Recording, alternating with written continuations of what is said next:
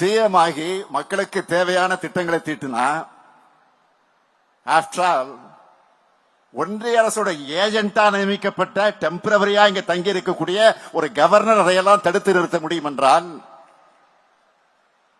மக்கள் போடுகிற ஓட்டுக்கு என்ன மரியாதை? எலெக்ஷன் எதுக்கு நடக்கணும்? ஆளுநர் பதவி என்பது எந்த பயனும் இல்லாத ரப்பர் ஸ்டாம்ப் போஸ்ட். நீங்க கொஞ்சம் யோசிச்சு பாருங்க. உங்க காலேஜ் இருக்கிற இடம் மாநில அரசோடது. உங்க ஆசிரியர்களுக்கு சம்பளம் தர்றது ஸ்டேட் கவர்மெண்ட். மாணவர்களுக்கான உங்களுக்கு எல்லா வசதிகளையும் செஞ்சு தர்றது ஸ்டேட் கவர்மெண்ட்.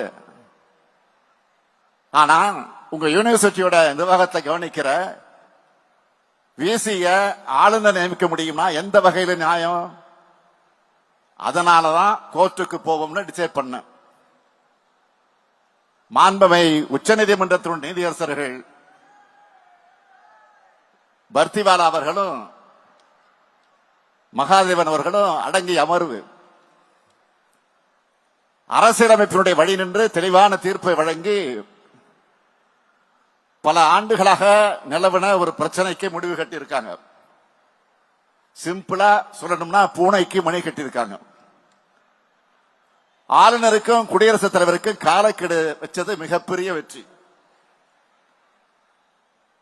நாடாளுமன்ற ஜனநாயகத்துக்கும் மக்கள் தேர்ந்தெடுக்கப்படுகிற அரசுக்கும் மதிப்பளிக்கக்கூடிய வகையில ஆளுநர் செயல்படும் தீர்ப்பு வழங்கி இருக்கிறாங்க.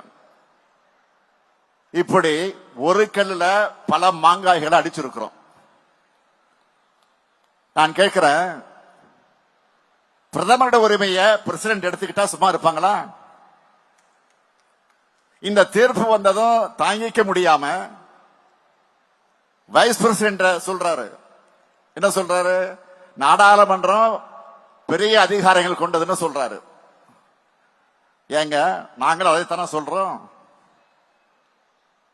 சட்டமன்றத்துக்கு ஆளுநர்களை விட அதிக அதிகாரம் இருக்கா?